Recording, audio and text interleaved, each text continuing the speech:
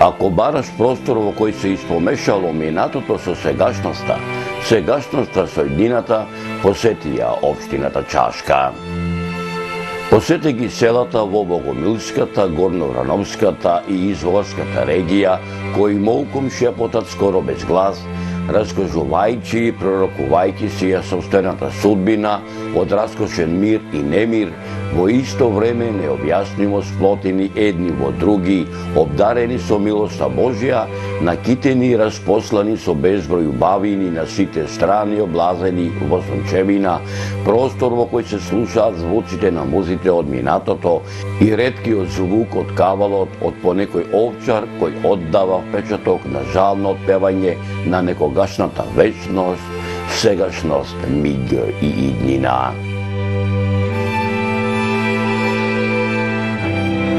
Моето патешествие е низ општината Чашка, низ Богомилската, Горноврановската и Изворската регија, поддржано од општината Чашка, предводена од градоначалникот Горан Стојановски, го продолжувам со новиот документарен запис како дел од документарниот серијал Патуваме низ Македонија, патуваме низ општина Чашка, со работен наслов Општина Чашка, траги низ времето.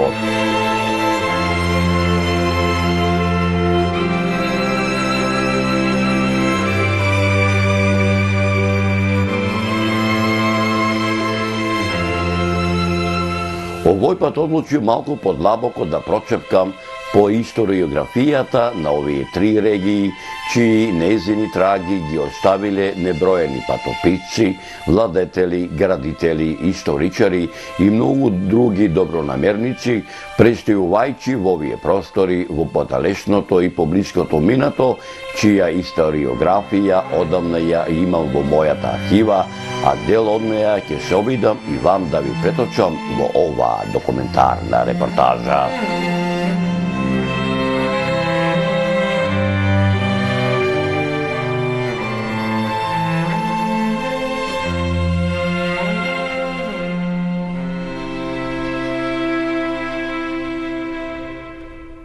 Голем е бројот на македонски преродбеници, дејци, научници, публицисти, револуционери кои сесрно со научно-публицистичка и револуционерна дејност се залагале за слободата и независноста на Македонија и на македонскиот народ, а потекнуваат од овие простори. Едно, така да речам, првите меѓу еднаквите фамилии, од кои произлегле големи великани, е семејството на Чуповци, каде што прв меѓу еднаквите од тројцата браќа од ова семејство го издвојувам македонскиот национален деец, општественик, револуционер, политичар, дипломат, публицист, научник, издавач, историчар, картограф и филолог и еден од најистакнатите и најдоследни организатори и афирматори на македонската национална мисла, силен заштитник и бранител на македонската национална самобитност и посебност, а по поделбата на Македонија во 1913 година силно се залагал за нејзино обединување и конституирање како национална држава на македонскиот народ. Димитрија Чуповски, познат и како Димитрија Павле Чуповски и Димитрија Димов Чуповски, роден на сам ден на Митровден, поточно речено на 8 ноември 1878 година во селото Папрадиште, како посмртче откако неговиот татко бил убиен од страна на турскиот башибозук. Кога имал 10 години, неговото родно село било изгорено од турскиот башибозук и семејството му се преселува во Крушево, родното место на неговата мајка. Своето образование го започнал во родното село, потоа по преселбата го продолжувал во Крушево, каде што и го научил молерскиот занает.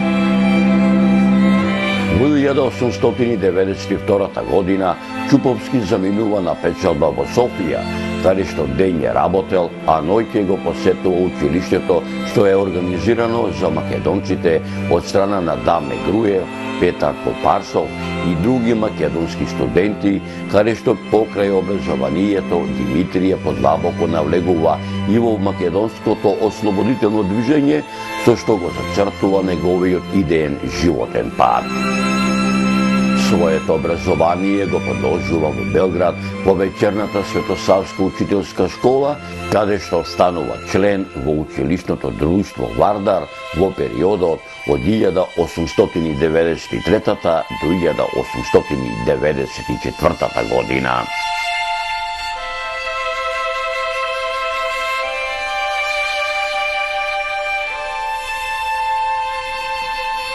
По завршувањето на образованието во Белград во 1895 година, Чуповски се враќа во Папрадиште, каде што работи како учител во своето родно село, но неговото учествување во Папрадиште е краткотрајно, бидејќи е затворен под обвинение дека работи со револуционерното движење, од каде што по кратко време успева да избега од затворот и преку Белград се упатува во Русија.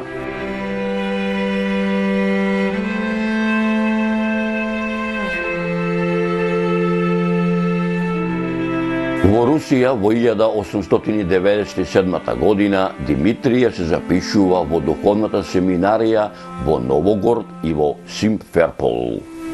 Во 1905 година своето високо образование го продолжува на Петербургскиот универзитет.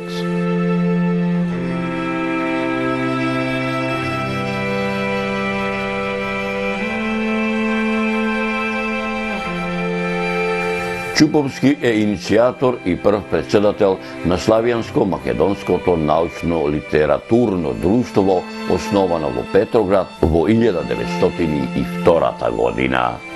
Основаче и на Национално просветното и руско-македонското друштво со седиште во Петроград.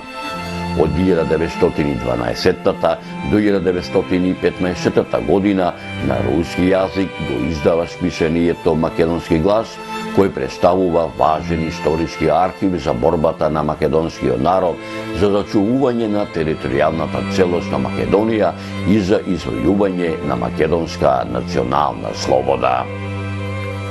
Во Русија тој го формира Македонското научно-литературно другарство, исто така со седиште во Петербург, предвесникот на денешната Македонска академија на науките и уметностите.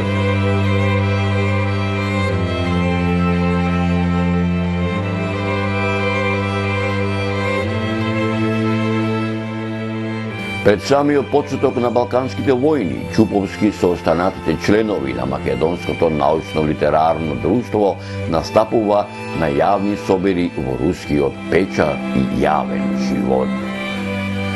Од 1905 година до 1911 година Чуповски неколку пати престојува и патува низ Македонија, каде што учествува во подготовките за отворање на училишта на македонски јазик. Во 1912 година, во месец декември, Димитрија заедно со Петар Попарсов во Верес учествува во работата на Општо македонската конференција, каде што се донесени заклучоци, се со цел да се испрати сигнал на тогашните големи сили за зачувување на целоста на Македонија и формирање на државност на истата.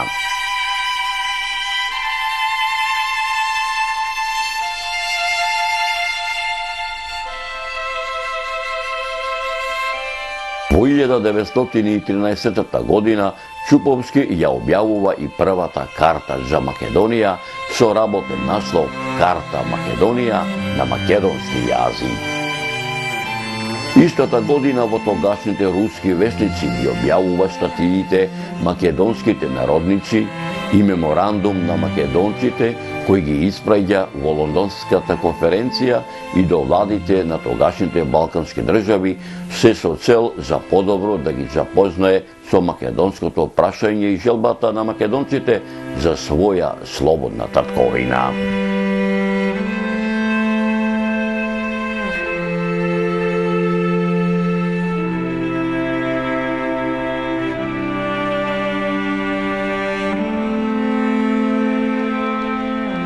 Борбата на Чуповски за создавање на македонска држава продолжува и во текот на Втората светска војна, па така тој започнал со подготовка да создаде македонско-руски речник, во ракопис имал и лексикон за историјата, етнографијата, јазикот, фолклорот и културата на Македонија. Сите овие последни дела на Чуповски се за секогаш изгубени при бомбардирањето на Ленинград во 1942 година.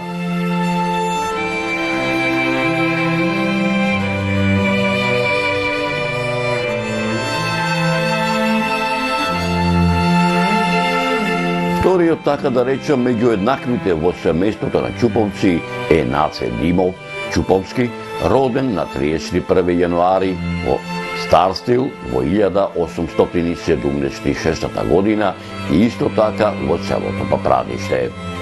Уште во младоста заминува на печалба најпрво во Софија, каде што го доживеал прогонот на младата македонска книжевна дружина, а оттаму заминал за Русија.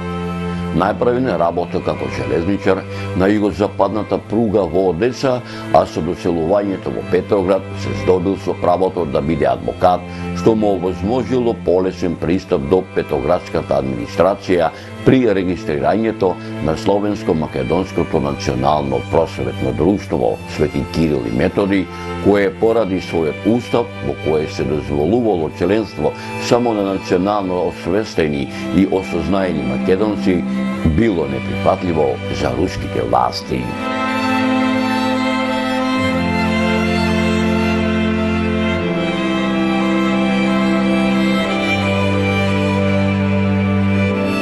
Наце Димов покрај Димитрија Чуповски и Крсте Петков Мисирков е најактивниот член на Македонското научно-литературно другарство, каде што во рамките на тоа другарство во 1902 година изработил програма за македонската национална култура и јазик.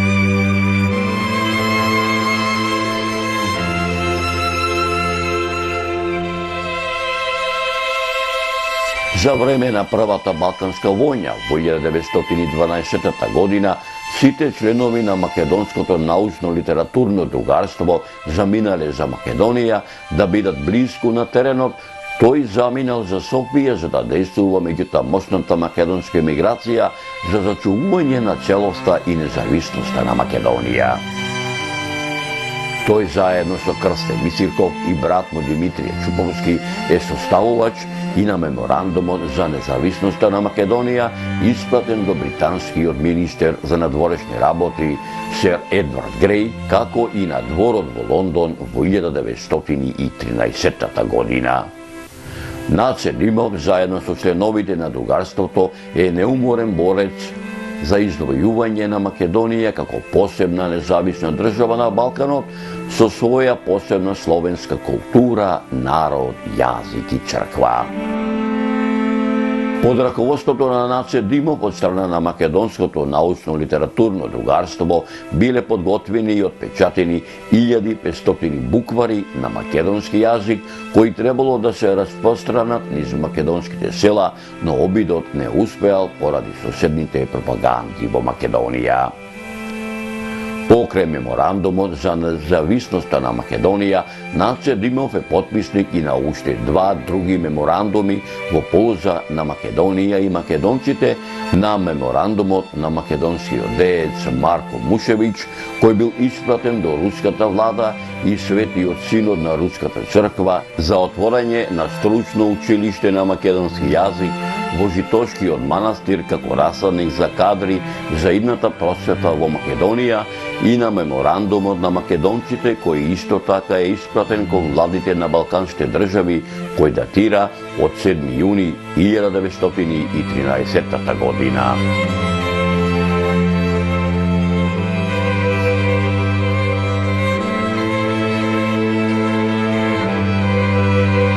Веднаш по завршувањето на Првата Балканска војна, Наце Димов настапил со свој реферат, составен од 3 поднаслови, и тоа: јасна историска скица на Македонија и македонските словени, причини за четничкото движење во Македонија и политички преглед на Македонија и македонците, прочитан во Санкт-Петербургското словенско благотворно друштво на 28 февруари 1913 година.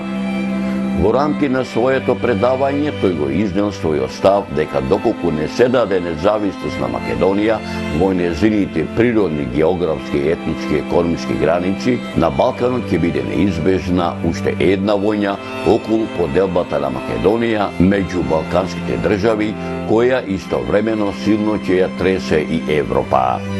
Истата 1913 година тој својот реферат го печати и го објавува како книга со наслов на своите 3 предавања «Јасна историска скица на Македонија и македонските Словени, причини за четничкото движење во Македонија и политички преглед на Македонија и македонците», каде што во оваа своја книга се осврнува и на античка Македонија, цитирајќи го пишувањето на англискиот историчар Јаков Абод за древните македонци и нивниот македонски јазик, кој бил неразбирлив за грците.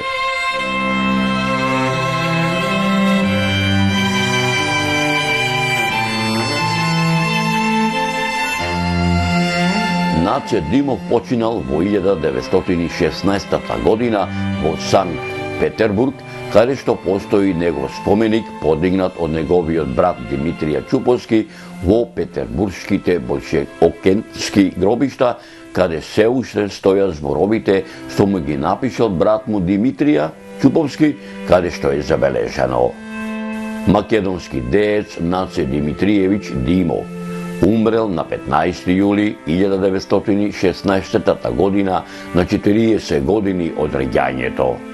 Живееше тој и се бореше за правото и слободата. Умре далеку тој од крајот роден, без да го види слободен.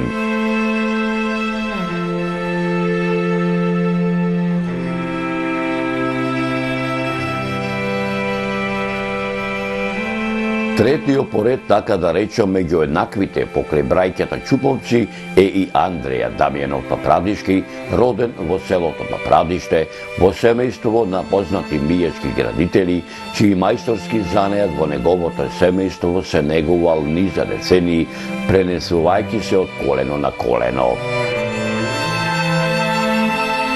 Тоа потекнува од родот на Рензовци, кои потекнуваат од мијачкото село Тресонче, но со немирите, кражбите и пустошите со ослабењето на Османлиското царство кон крајот на 18 век биле приморани да се преселат во безбеден крај и се упатиле кон градот Верес, каде што биле примени од Емин Ага, тогашниот владетел на градот, кој им дал дозвола да се населат на територијата на тогашното село Звезданово, сегашното Папрадиште.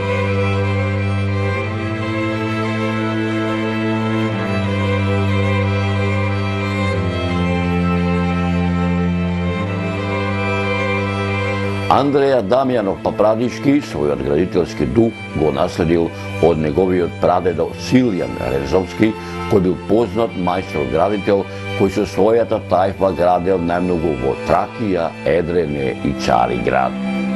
Синовите на Силјан, Јанкула и Стефан исто така работеле како мајстори во Солун, Драма, Кавала, Серес и Измир. Синот на Јанкула, таткото на Андреја Дамјан, исто така го наследил занаетот и градел цркви околу Солун, во Бугарија, во Македонија, најчесто по селата, помалку во градовите, кој ја започнува градбата на Соборната црква Свети Богородица во Скопје, а незината градба ја продолжил Андреја, каде што се представил како вешт и спремен мајстор со успешното решавање на сложените архитектонско-конструктивни проблеми.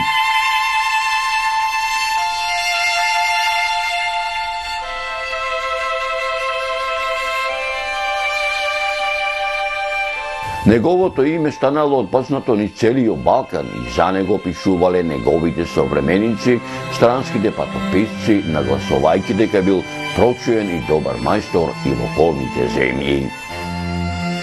Во самиот почеток на неговото плодно творештво градел цркви на територијата на Македонија, додека подоцна и низ целиот Балкански полуостров. Со оглед на политичката ситуација во времето на неговото творештво и рестрикциите за градење на цркви на територијата на Македонија, црквите на оваа територија се доста поскромни, како по своите димензии, така по обликувањето, додека црквите што ги гради во другите земји се поубаво обработени и со поголеми димензии.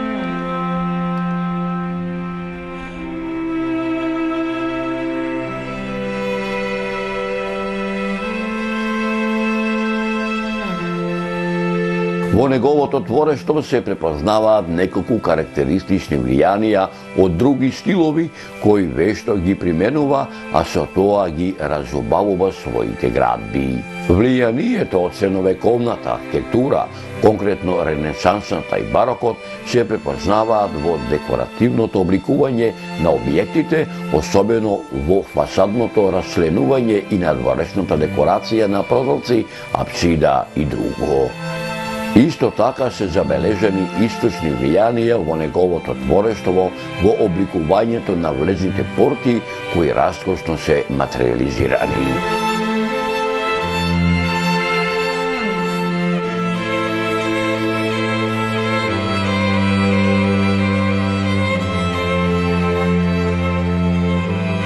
За неговата најубава и неповторлива градба се смета соборниот храм Свети великомаченик Пантелеймон во Велес, изграден во 1840 година. Дамјанов е градител на црквата во манастирот Свети Јоаким Соговски кај Крива Паланка, како и на црквите Света Богородица во Ново село Штипско и Свети Архангел Михаел во Чичево. Во Србија ги изградил црквите Свети Илија во Печаневац, Свети Ѓорѓи во Смедерево, Соборната црква во Ниш, како и Соборната црква во Сараево. Тој ја завршува и градбата на црквата во Мостар.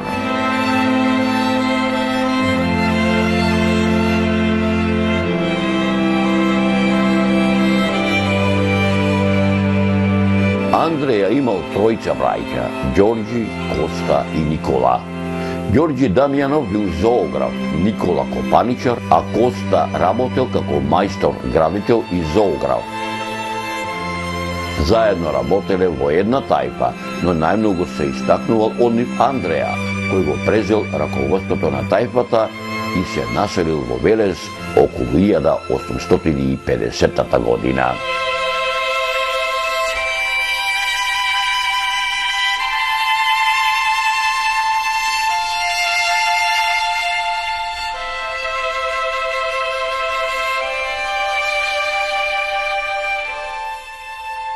Ѓорѓи Папрадишки зоографски, така да речам, е вториот меѓу еднаквите од родот на Ремзовци.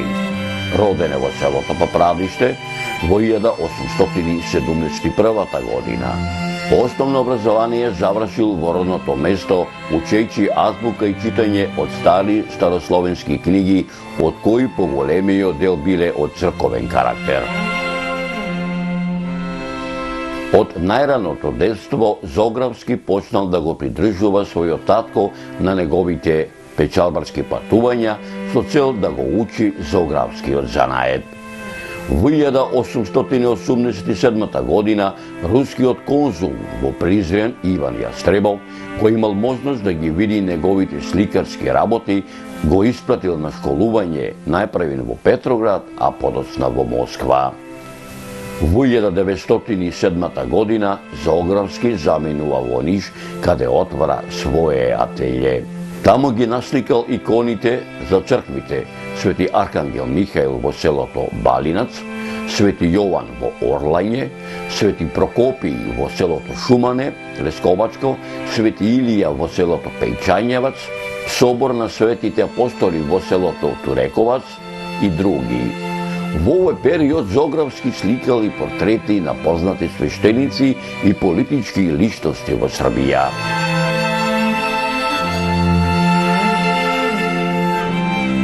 За време на Првата Балканска војна живеел и работел во Велес, каде отворил работилница за подготовка на дрвени подлоги за икони, сликање икони и фотографско студио. Сликал икони за повеќе цркви во градот и велешките села, како и во Штип и Кратово, а поради големиот авторитет што го уживал во градот, му избран и за кмет на Велес. За време на окупацијата на бугарската војска во 1915 година доживува непријатна епизода со една слика, портретот на кралот Петар I Караѓорđević, поради кој поминал 15 дена во затвор. Периодот од 1927 до 1929 година се смета за еден од поплодните негови периоди. Покрај икони и живопис насликал и доста портрети на познати личности, трговци, занаечии и на негови пријатели од Велес. Зоографски стекнал голем авторитет како сликар, кој покрај црковното почнал да го негува и профаното сликарство. Спонтано ги прифатил новите ликовни струења во уметноста, позбогатил својот ликовен репертоар со нови ликовни идеи и содржини, со теми инспирирани од секојдневниот живот и непосредната околина. Неговиот авторитет и слава достигнуваат врв во 1932 година, кога во дневниот печат биле објавени повеќе текстови за неговиот живот и творество.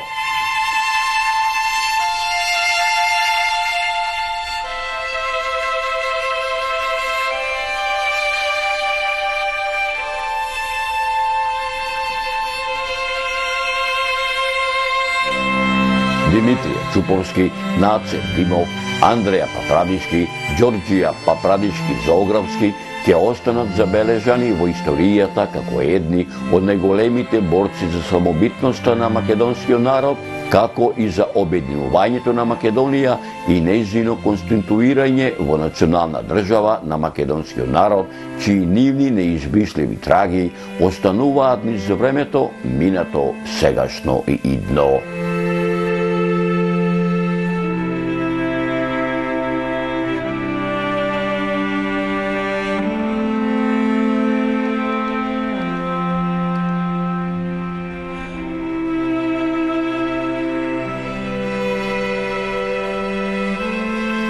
Голем е бројот на македонски преродбеници, дејци, научници, публицисти, револуционери, кои сесрно со научно-публицистичка и револуционерна дејност се залагале за слободата и независноста на Македонија и македонскиот народ, а потекнуваат од овие простори, но за другите неброени патописци, владетели, градители, историчари и многу други добронамерници, пристигувајќи во овие простори, во подалечното и поблиското минато, чија историографија одамна ја имам во мојата архива, а дел од неја ќе ви преточам во наредната документарна репортажа во документарниот серијал Патуваме низ Македонија, патуваме низ општина Чашка, со работен наслов Општина Чашка, траги низ времето.